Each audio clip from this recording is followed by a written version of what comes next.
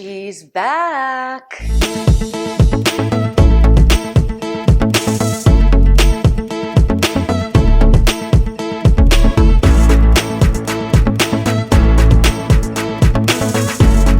Hey guys, I am certified nutrition coach Samantha Souza, creator of the Diet Destroyer program, where I teach you how to end the cycle of yo-yo dieting for good.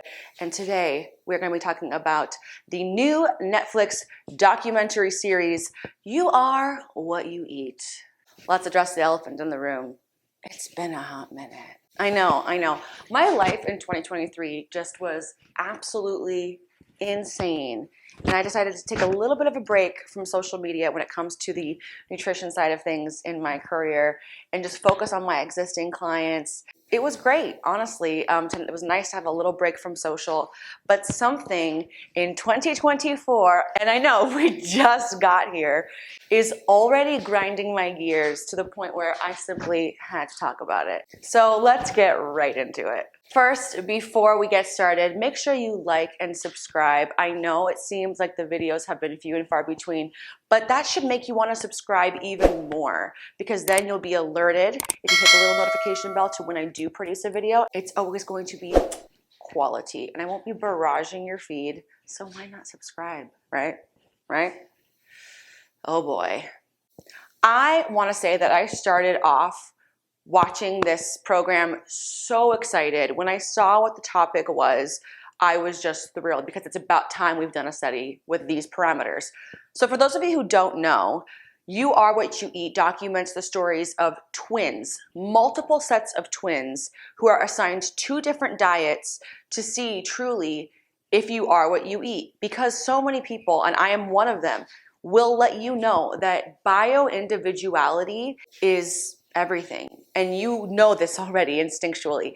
You can see somebody who is super fit, super lean, and it's like they barely try. You constantly see them eating junk food and you're like, how do they do it? How do they eat all of that junk food and stay so slim? Meanwhile, I simply smell some fattening foods and I just put on 5 pounds. We're all bio-individual, and that's the reality of the situation. And if we take two biologically identical people and give them two different diets, then we can really assess the diet, right? Makes sense. So right off the bat, I was thrilled.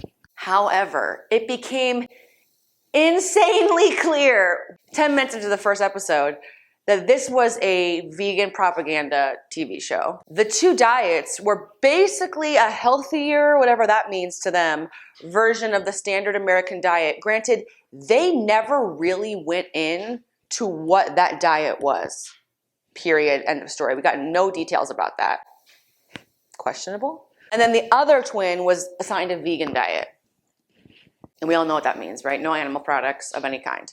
That was the test. And they wanted to see if people's health markers would be better on, there was very clearly a vegan agenda. The trainer that they were assigned was a vegan bodybuilder. Like the whole thing was just stacking up. All of the interviews with people and the talking head interviews were vegan proponent people, which it just became increasingly clear that there was an agenda, right? And the majority of the documentary series talking points, when not focused on the twins' journeys, was about what meat does to our planet and does to our bodies. And it was just like, why are you telling me all of this if not to convince me to be vegan? Right? Let's just call a spade a spade. They talked about how cows are the #1 emission of greenhouse gases when it's cars. It's like 20% more cars than it is cows. I believe it's 24% automotive vehicles and 3 to 4% is coming from cows. But we don't want to take our cars away, so let's just blame the cows. I don't know. I'll never understand that. But the best part, so I just skipped. After I got into episode 1 and halfway through episode 2, I was like, I don't have 5 episodes of this in me, because it's just going to be a bunch of filler bullshit. The best part of the whole thing was I was like, well, I'll just watch episode 5 where we get the results. I'll just, spoiler warning. Spoiler alert. It doesn't go the way that they hoped. Every single omnivore, in spite of eating all the macros, right? I'm not even making an agenda of you should be eating meat only or whatever, They put on way more muscle and lost way more body fat than the people who were vegan. And it was like moment after moment of them revealing the results with like all the experts, and they're just like, oh, crack me up. Let's get into the flaws in a lot of these documentaries and when they do these tests and all that. Do you guys remember Game Changers? I think it came out in 2019. It was definitely pre-pandemic, I want to say. They did the test where they gave two different athletes a burrito, and one had meat in it and one didn't, and then they test their blood. And they're like, oh my God, look at how the blood is so much worse than the person who ate meat. And their angle, which is very smart. If you're going to manipulate people, this is a great manipulation tactic. They gave one person a burrito with meat and veggies and beans, and the other just veggies and beans.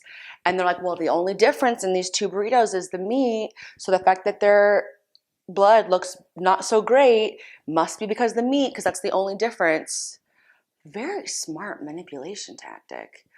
But let me tell you something. As a certified nutritionist, no one is claiming that eating massive amounts of fat, carbs, and protein is healthy. No one is. You either have to limit carbohydrate or you have to limit fat if you want to have a low body fat percentage. Nobody is saying that the standard American diet, which is eat everything as much as you want, is healthy.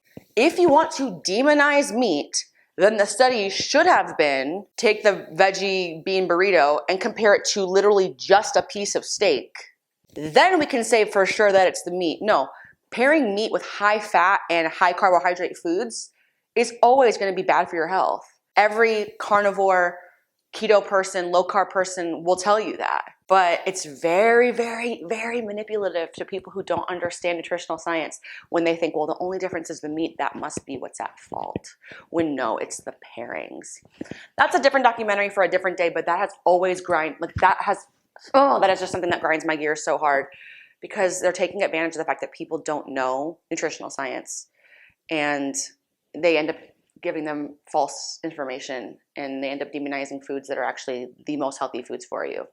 Anyway, back to the new study. We're going back to the results. Most of the weight that they lost was muscle mass. Now, we all know that body composition is everything, right? You don't want to lose weight if it means losing muscle, because what ends up actually happening is your body fat percentage goes up. You are more fat than you were before, even though you weigh less, which is why I try and tell my clients, don't worry so much about the scale, worry more about your measurements and your body fat percentage. By the way, if you would like to work with me, I have all the information about my Diet Destroyer program and my short-term Diet Destroyer Lite program down below in the description box. I am currently running a special where you can get 12 weeks with me for the price of 10 weeks, which is a huge savings if you use the code, oddly enough, Instagram. I know we're on YouTube, but if you use the code Instagram and you check out, it won't change the price, but it will alert me to the fact that you get 2 extra weeks. So when they found out that they lost muscle mass and they didn't lose that much body fat, the experts were like, oh, it must have been because you weren't lifting weights at the gym and you focused more on cardio. I'm sorry, were you not the ones who were giving them the workout plans in the first place? So either these people deliberately went against it, or you gave them guidelines that they followed and chose to follow however they wanted to follow them, and then they ended up losing body muscle because of the diet you put them on. But no, they're like, oh, it's because you're not lifting weights, and this other person lifted weights, so that's why they put on muscle, that's why you lost muscle, so you lost the wrong kind of weight because of the workout. It couldn't possibly be because we made you vegan, even though it was person after person after person. I cannot believe that they actually put this out in spite of the results being what they did. But I guess they put so much effort into collecting all of these interviews and doing all of these studies and putting all of this money into something that they hoped that by the time you get to episode 5, you're so indoctrinated anyway that you'll kind of like gloss over the results, even though the results signified that even just being an omnivore, somebody who does eat meat, is better for you. That's my rant for today. Hopefully this was as entertaining to you as it was to me, because holy moly, what a piece of garbage docu-series. It was executed well, like from a filmmaking perspective, very well done. From a scientific standpoint, from a vegan propaganda standpoint, still, like, you didn't really stick the landing there. If anything, the study proved that you should be eating meat, y'all. Okay, well, I'm gonna wrap it up here. Hopefully you have an amazing day. Subscribe if you haven't already. And like I said, check out my Diet Destroyer program or check me out on Instagram at Samantha Souza Official.